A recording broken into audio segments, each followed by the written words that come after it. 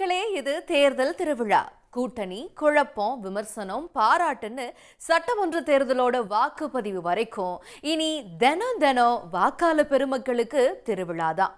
தேர்தல்ல தன்னை ஏன் தோக்கடிச்சீங்கன்னு மக்களை பார்த்து கேட்ட முன்னாள் அமைச்சர் 5 வருஷத்துக்கு மேல கூட்டணியில இருக்கிற எங்களுக்கு 5 தொகுதியாவது தரணும்னு உரிமை குரல் எழுப்பி இருக்காரு அதிமுக கூட்டணி தலைவர் ஒருத்தர்.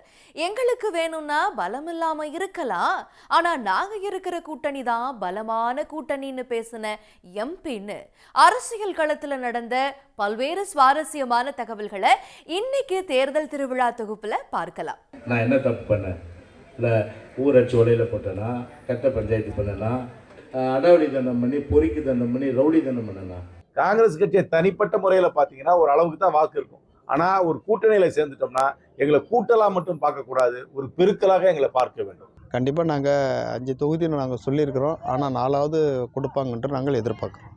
மனிதநேய மக்கள் கட்சிக்கு 5 தொகுதிகள் ஒதுக்க வேண்டும் என்று திராவிட முன்னேற்ற கழகத்தை நாங்கள் கேட்டுக்கொள்கிறோம். பெயரளவுக்கு 8 கட்சி 7 கட்சி 10 கட்சி இருந்தால் மட்டும் பத்தாது. வாக்கு வங்கிகள் இருக்கக்கூடிய கட்சிகளுடைய காம்பினேஷன் ஆச்சுங்களா, அதான் மிக முக்கியமானது. எதுக்காக என்ன தேர்தல்ல தோக்கடிச்சிங்க? நான் என்ன கட்ட பஞ்சாயத்து பண்ணனா, கஞ்சா வித்தேனா, கள்ளச்சாராயம் காய்ச்சினா அப்படின்னு கட்டபொம்மன் பட வசனம் மாதிரி தன்னை தோக்கடிச்ச தொகுதி மக்களை பார்த்து கேள்வியா கேட்டிருக்காரு அதிமுகவை சேர்ந்த முன்னாள் அமைச்சர் ஒருத்தர். அவர் யாருன்னு இப்ப பாப்போம். 97 நீங்க ஜெயிக்க வச்சீங்க, 97 தோத்த. மறுபடியும் 2001 என்ன பண்ணீங்க? ஜெயிக்க வச்சிங்க. அதுக்கப்புறம் 2006 என்ன பண்ணீங்க? ஜெயிக்க வச்சிங்க. அதுக்கப்புறம் 2011 என்ன பண்ணீங்க? ஜெயிக்க வச்சிங்க. 2021 கை விட்டுட்டீங்களே. இது நான் என்ன தப்பு செய்ய சொல்லுங்க? நான் என்ன தப்பு பண்ணேன்? இல்லை ஊராட்சி உலையில் போட்டேனா, கட்ட பஞ்சாயத்து பண்ணனா, ரவுடி மாமல் கேட்டேனா, இல்லை அடாவடி தண்டம் பண்ணி, பொறிக்கு தண்டம் பண்ணி, ரவுடி தண்டம் பண்ணனா? சொல்லுங்க பார்க்கலாம் யாராவது. அப்படி இருந்தால் நான் அரசியல் விட்டு நான் போயிடுவேன். நான் இன்னும் 10 எலெக்ஷன் நான் நிற்பேன்.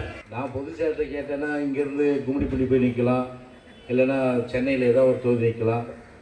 மயிலாப்பூரோட சொன்னாங்க. அடப்பட எனக்கு ஒரே ஒரு சொந்த ஊர் தான் ராயபுரம் தான். கிட்டத்தட்ட 55 வருஷமா ஆட்சியில இல்லாம தனியா நிக்கிற பலம் எங்களுக்கு இல்லதான். ஆனா நாங்க இருக்கிற கூட்டணி தான் பலமான கூட்டணியா இருக்கு தெரியுமான்னு கேட்டிருக்காரு காங்கிரஸ் எம்பி ஒருத்தர். தங்களோட கட்சி இருந்தாதான் அந்த கூட்டணிய மதச்சார்பற்ற கூட்டணின்னு சொல்ல முடியும்னு அவர் கருத்து தெரிவிச்சிருக்காரு.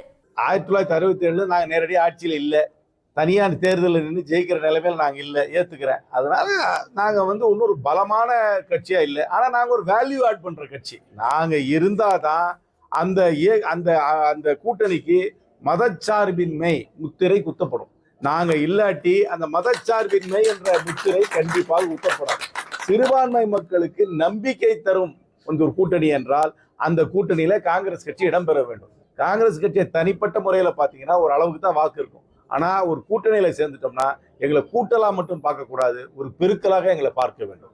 5 வருஷத்துக்கு மேல கூட்டணியில இருக்கிறோம், அதனால நாங்க 5 தொகுதியை அதிமுக கிட்ட கேட்க போறோம், ஆனா அவங்க அட்லீஸ்ட் 4 தொகுதியாவது கொடுப்பாங்கன்னு நினைக்கிறோன்னு பேசியிருக்காரு அதிமுகவோட நீண்ட கால கூட்டணி கட்சி தலைவர் ஒருத்தர். 5 தொகுதியை கேட்டிருந்தாலும் அது எந்த தொகுதின்னு முடிவு பண்ண நேரங்காலம் வேணுங்கிறதுனால அடுத்த வாரம் தான் பட்டியலை கொடுக்க போறதாவும் அவர் தெரிவிச்சிருக்காரு. அவர் யாரு? அதிமுக கூட்டில் 5 தொகுதிகள் கேட்டீங்க, எந்தெந்த தொகுதியாக இருக்கும், அது எந்தெந்த ஏரியாவிலேருந்து அந்த தொகுதியை கேட்க? இல்லை, நாங்கள் பொதுவாக கேட்டிருக்கோமே ஒழிய எந்தெந்த தொகுதிகள்னு இன்னும் நாங்கள் குறிப்பிடலை. அது கண்டிப்பாக அடுத்த வாரம் தான் எந்தெந்த தொகுதின்றதை நாங்கள் கேட்டு அதுக்கப்புறம் நாங்கள் எங்களுடைய அந்த கோரிக்கை முடிவை நாங்கள் கொடுப்போம். கடந்த முறை நீங்கள் இந்த நாடாளுமன்ற தேர்தலில் ஒரு சீட்டு கேட்டிருந்தீங்க, அது நழுவி போயிடுச்சு. அதுக்கு பதிலாக கூடுதலாக சட்டமன்ற தொகுதி ஒதுக்குவதாகவும் நீங்கள் கூறியிருந்தீங்க. ஆமாம், இந்த முறை ஒரு வகையில் அதனால தான் நாங்கள் இல்லை, அது இப்போ சட்டமன்ற தொகுதியாக இருக்கணும், இல்லை நாடாளுமன்ற ராஜ்யசபா அந்த மாதிரி கேட்குறவன? இல்லை, சட்டமன்ற தொகுதி தான் நாங்கள் கேட்குறோம். கண்டிப்பாக நாங்கள் 5 தொகுதின்னு நாங்கள் சொல்லியிருக்கிறோம், ஆனால் 4வது கொடுப்பாங்கன்ட்டு நாங்கள் எதிர்பார்க்குறோம். அதிமுக கூட்டணியில 60 தொகுதிகளை கூட நாங்க கேட்போம், ஆனா நியாயம்னு ஒண்ணு இருக்குல்ல, அதனால அப்படி கேட்க மாட்டோம்னு சொல்லி இருக்காரு அன்புமணி தலைமையிலான பாமகவில் இருக்கக்கூடிய பொருளாளரான திலகபாமா. கூட்டணினா சின்ன சின்ன சண்டையெல்லாம் இருக்கத்தான் செய்யணும் அவங்க சொல்லியிருக்காங்க. திலகபாமா வேற என்னெல்லாம் சொல்லியிருக்காங்கன்னு இப்ப பார்ப்போம். பாமக கேட்கறது 60 தொகுதியும் கேட்போம். ஆனா கூட்டணியில இன்னைக்கு முக்கியமான நாங்க நினைக்கிறது வந்து எத்தனை தொகுதிகள் பெறுவது என்பது முக்கியம் அல்ல. அந்த வகையில் பாட்டாளி மக்கள் கட்சி தொகுதி எண்ணிக்கையை பத்தி இதுவரைக்கும் பேசவில்லை. காரணம், எல்லோரையும் ஒரு குடையில் ஒருங்கிணைப்பதற்கான வேலைகளை இன்னைக்கு பார்த்து கொண்டிருக்கிறோம். மருத்துவர் அன்புமணி ராமதாஸ் அவர்களும் சரி, அண்ணா திராவிட முன்னேற்ற கழகமும் அதில் ரொம்ப கவனமா செயல்பட்டு கொண்டிருக்கிறார்கள். தினகரன் அமமுகவும் இப்ப இதுக்குள்ள வந்து இணைஞ்சிட்டாங்க. எங்களுக்கு வந்து எங்க சின்ன சண்டைகள் இருந்தாலும் எங்களுக்கு பொது எதிரி திமுக. திமுகவுக்கு அதிமுக ஓட்டு போட மாட்டாங்கிறத உறுதி பண்ணிட்டாங்க. வர இருக்கிற தேர்தல்ல எங்களுக்கு பிடிச்ச தொகுதியை திமுக கிட்ட கேட்டு வாங்குவோம்னு சொல்லி இருக்காரு அந்த கூட்டணியில இருக்கிற ஒரு கட்சியோட தலைவர்.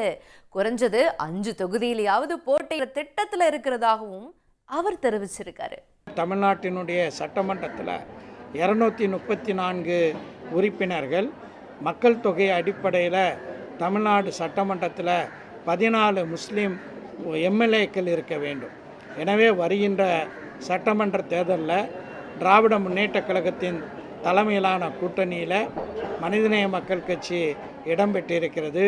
இந்த கூட்டணியினுடைய வெற்றிக்காக தமிழ்நாடு முழுவதும் மனிதநேய மக்கள் கட்சியினுடைய தொண்டர்கள் அயராது வெற்றிக்காக பாடுபடுவார்கள். இந்த தேர்தலில் தொகுதிகள் ஒதுக்கும் போது மனிதநேய மக்கள் கட்சிக்கு 5 தொகுதிகள் ஒதுக்க வேண்டும் என்று திராவிட முன்னேற்ற கழகத்தை நாங்கள் கேட்டுக்கொள்கிறோம். தேர்தல்ல யாரு ஜெயிப்பாங்கன்னு இப்பவே சொல்ல முடியாது. முதல்ல தேர்தல் தேதி அறிவிக்கட்டும், அப்புறமா சொல்றோம்னு சொல்லி இருக்காரு புதிய தமிழகம் கட்சியோட தலைவரான கிருஷ்ணசாமி. கூட்டணி ஆட்சிங்கிறது திமுக அதிமுக 2 கட்சிகளும் பரிசீலனை பண்ணணுங்கிறதையும் அவர் சொல்லி இருக்காரு. நாங்கள் கூட்டணி பேச்சுவார்த்தை நடைபெற்று கொண்டிருக்கிறது. அது குறித்தான முடிவுகள் வந்து நாங்கள் பிப்ரவரி மாதம் 12ஆம் தேதியிலிருந்து 14ஆம் தேதிக்குள்ள நாங்கள் அறிவிப்போம். 50% 60% சொல்ல முடியாது. இன்னும் எல்லா கட்சிகளும் தங்களுடைய தேர்தல் அறிக்கைகளை வெளியிட வேண்டும். தேர்தல் தேதி அறிவிக்கணும்.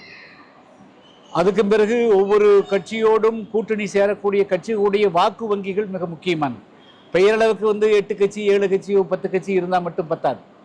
வாக்கு வங்கிகள் இருக்கக்கூடிய கட்சிகளுடைய காம்பினேஷன் ஆச்சுங்களா, அதான் வந்து மிக முக்கியமானது. அதெல்லாம் வச்சு தான் வந்து முடிவாகும். அதிமுக கூட்டணியில தொகுதி பங்கீடு பேச்சுவார்த்தையெல்லாம் இன்னும் தொடங்கவே இல்லை. அதுக்குள்ள காங்கேயம் தொகுதியில தனக்குத்தான் சீட்டுன்னு முடிவு பண்ணி வீடு வீடா போய் கிஃப்ட் பாக்ஸ் கொடுத்துட்டு இருக்கிறாரு முன்னாள் எம்எல்ஏவான நடராஜன். கிஃப்ட் கொடுக்க ஏதாவது காரணம் வேணும்னு முடிவு பண்ணவரு எம்ஜிஆர், ஜெயலலிதா, எடப்பாடின்னு முப்பெரும் தலைவர்களோட பிறந்தநாள் விழா நலத்திட்ட உதவின்னு பேர்ல கொடுக்க தொடங்கி இருக்கிறாரு. ஒரு டேபிள போட்டு அதில் கிஃப்ட் பாக்ஸ் எல்லாம் அடுக்கி வச்சவரு சீக்கிரம் கொடுப்பாருன்னு மக்கள்லாம் எதிர்பார்த்து நிற்க, எங்கள் ஓட்டு அதிமுகவுக்குன்னு கோஷம் போட்டாதான் கிஃப்ட்னு சொல்லிட்டாரு நடராஜன். எம்ஜிஆரை காட்டிலும் அம்மாவை காட்டிலும் ஏழைகள் மத்தியில் அதிக பாசத்தை கொண்ட நம்முடைய எடப்பாடியுடைய பிறந்தநாள் விழா.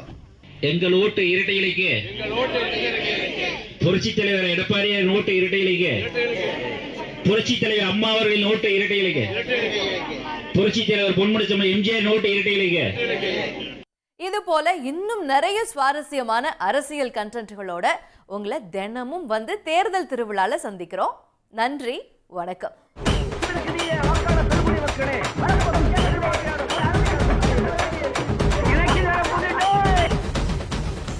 உடனுக்குடன் செய்திகளை தெரிந்து கொள்ள சன் நியூஸ் பெல் ஐகானை கிளிக் பண்ணுங்க.